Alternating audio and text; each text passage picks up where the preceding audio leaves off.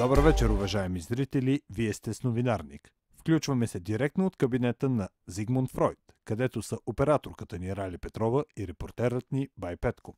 Срали сме в кабинета на Зигмунд Фройд! Нека видим как преминава поредния му сеанс! Вие трябва да освободите вашето въображение, да пренебрегнете егото и свръхаза си, защото вашите тела са съвършенно създадени едно за друго. Вашите тела са като две половини от едно цяло. Уважаеми зрители, признавам си, проследих този сеанс със същото вълнение, с което на времето Лилипут е наблюдавал Гъливер. Си голем тирки, човек. Това е уродска работа. Си големи тирки, човек.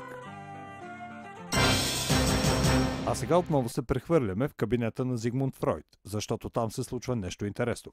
Няма да повярвате! Срали сме в тоалетната на Зигмунд Фройд, а междувременно той има нов пациент.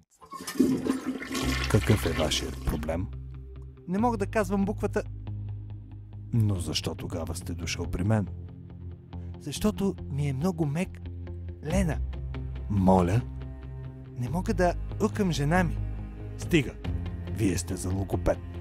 Ама акайте, господин Фройд, акайте малко. Това вече е извратено. Вън!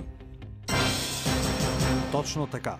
Това беше извратено. Но не толкова, колкото бой между африкански и азиатски джедай.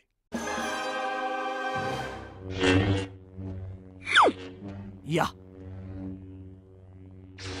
Стой така!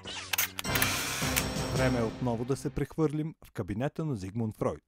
Срали сме на кушетката на Зигмунд Фройд. Бай Петко, споделете, какъв е вашият проблем?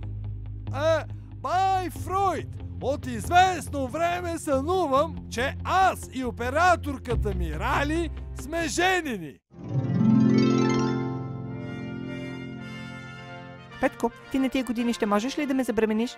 Естествено, че мога, миличка. Ай, дай си гледка колко далеч. Дай!